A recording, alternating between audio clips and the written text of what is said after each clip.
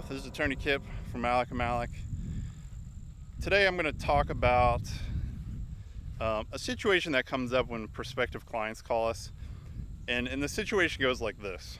So folks will call us and they'll be like, I have some questions about my workers' comp claim. I'm thinking I don't need an attorney though because everything's going really well. So I'm just going to, talk about my injury, but I'm thinking I'm not going to sign up.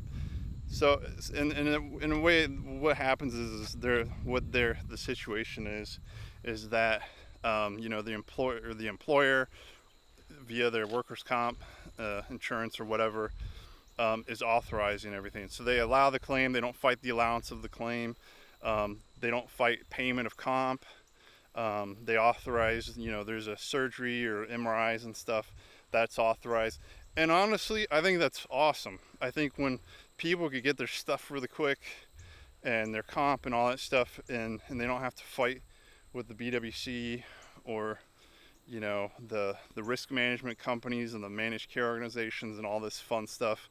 I think that's the way it should go, but that's unfortunately it's not how it goes all the time. So they're like, everything's going great, and so I'm like, okay, well that's fine.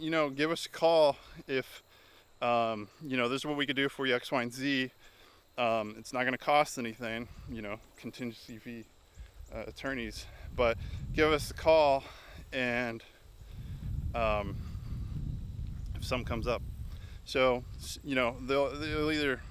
and what might happen is they might call like 4, 5, 6 months later, or somebody will call and they'll say my claim was going awesome, and in fact this example or this anecdote is actually a recent situation or a call that we had gotten. Is the person was like, they had injured their knees. The employer had paid for the surgery, paid for comp. Their injury was, I think, February 2021. They ended up getting MRI and all this stuff. They ended up getting surgery in June of 2021. So they got like an arthroscopy surgery. And then their surgeon had certified this individual off until about, I think it was like this past August 2021. And so this person, everything was going great. And they assumed everything was going great, and they assumed everything was going to continue on great. This person did not feel they were 100% healed. So honestly, I think they had their surgery, like I said, in June. I don't know. Maybe you could be rip raring ready to go after 2 months. You do your physical therapy. Or would you be able to do full duty? I'm not really sure. But regardless, the surgeon released this person back to work full duty. They didn't necessarily feel ready to go back to work full duty. In the meantime, the confusing situation is they had the surgeon saying one thing, and then they had their physician of record, basically their BWC doctor who had been seeing them before their surgeon, saying, well, they could go back to work with restrictions, at the end of August or thereabouts. And so their surgeon was like, they go back to work beginning of August, physician record, work with restrictions up until the end of August. And the employer, who presumably was on their side, sees this full duty release and goes on the warpath and is basically like, they're like, we've got this from your doctor. And what ultimately ended up happening is this individual, who again was not represented by anyone at this point, basically got themselves, one, fired, and then two, because remember that HB 81 4123 56F, they basically severed their entitlement to comp for the time being. Anyways, you could always renew your entitlement to comp, but it's not a great solution when you're you're one, fired from your job, and two, you're not entirely ready to go back to work full duty. So it's always fun trying to get a job when you're recovering from some physical injury. So that's what happened. And then this person came to us, and frankly our hands are tied at that point. because they're released back to work full duty by their surgeon. And then I think what ended up happening is their POR, I think they're the employer or somebody, risk management company, called the BWC POR and said, hey, the surgeon released this individual back to work at the beginning of August. Are you going to change your medco? And so they submitted an amended medco that said, oh yeah, they're released back to work full duty. And so they're stuck. So at that point, it's kind of too late. But what the reality is, had this person came before all this had come to pass, is what we would have done is we would have looked at the claim, and then we would see, we were in communication with the injured worker, and we're like, hey, it looks like the surgeon, I'm looking at the notes from the surgeon, it looks like they're gung-ho to release you back to work.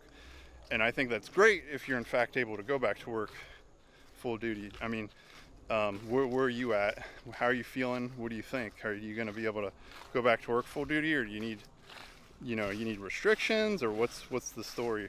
Or do we have to get other conditions added that aren't really, they've addressed this thing, this knee, but did they address your shoulder, completely? Are you still recovering from that? And we could have that discussion, and then we could speak with the surgeon or the POR, and we could say, hey, we're 100%, on the same page about getting this person back to work, productive, healed, if that's possible. I think your timeline's a bit aggressive. And here's the thing with surgeons typically, their expectations for somebody, I'm not really sure where this is coming from, but I get the feeling that they want to release people back to work pretty quick or soon enough. And they're not really considering that these people are working, and their kind of motivation is they don't want to, I don't know, maybe it's an admission that they didn't do a great job or something. I don't know, maybe that's a possibility, if they keep them off work. So that's kind of that's what I'm thinking is happening. But regardless, they're a little bit aggressive sometimes, where the timeline's a bit sped up. It's a bit quicker than it needs to be sometimes. Some people it's perfect, but for this person it wasn't. And what happened is their employer wasn't really on their side, and as soon as their employer got that full duty release, their employer was like, their expectation was, you better be at work, or you better be on the phone to your supervisor or HR or whatever right away, and and because you didn't, we're gonna boot you. And that's kind of the way it is. So that's the thing. Employers aren't, again, when everything's going great, the idea is that the employer is looking out for you and they're really trying to help you. And the reality is that might not in fact be the case, and there might be things happening in the background that you're not really paying attention to because you're focused on healing, and then this happens. But the thing is, this happens more than I'd like to say as far as injured workers. A lot of times we catch it when folks come to us, they're unrepresented for a while, and we catch them, we can help them before it gets to that point. But there's sometimes, like in this instance, where it's too late, the die has been cast, the Rubicon has been crossed, and we can't uncross that, can't go across the bridge again. So that's why really think about it, if you're unrepresented, really consider the implications of, maybe I should get an attorney. And any attorney in Ohio, well, I can't speak for everybody, but I assume most, if not all, plaintiffs' attorneys, i.e. people who represent injured workers, are paid on a contingency fee basis. If not, they have to tell you how much they're going to charge. But I'd imagine most, if not everybody, charges a contingency fee rather than an hourly thing. And here's the thing. So if you get injured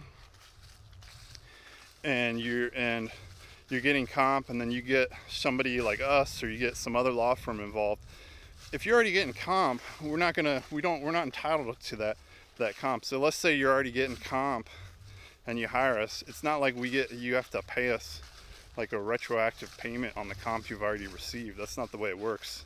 And and maybe that's where the hesitancy to get folks involved comes from.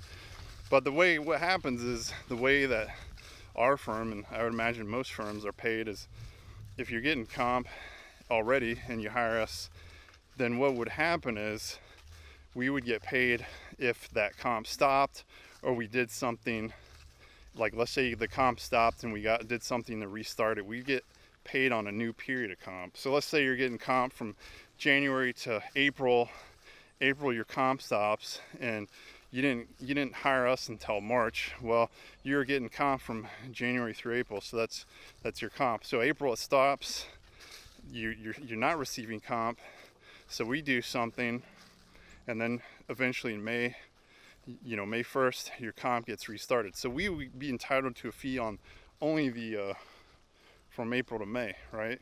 The contingency. And then let's say after May you continue to receive comp until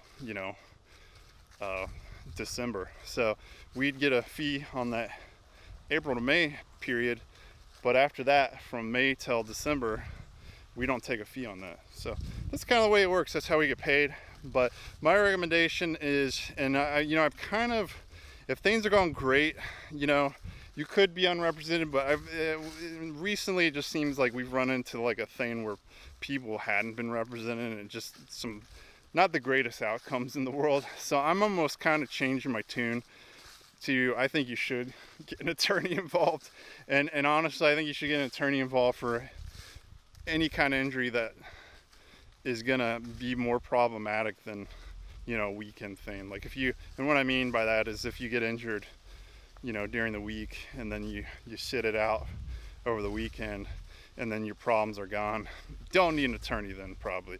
But if it's anything more complicated than that, definitely get an attorney, at least talk to somebody, and because they're gonna be able to help you, or at least guide you, maximize your the value of your claim more or less, and make sure you're doing things correctly, make sure things are being done correctly. So that being said, if you do have a work injury, give our office a call. We'll answer your questions to the extent that we can, and if we think you need representation, we'll let you know. If we don't think you need representation, we'll let you know. There's no obligation to sign up with us. You could sit there and pick our brain during the initial consultation.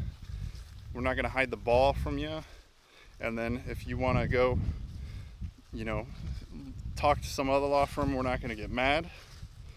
And again, free consultation, no obligation. You can chit chat, and we'll answer your questions and etc. So that being said, you've been listening to Attorney Kip. That's me.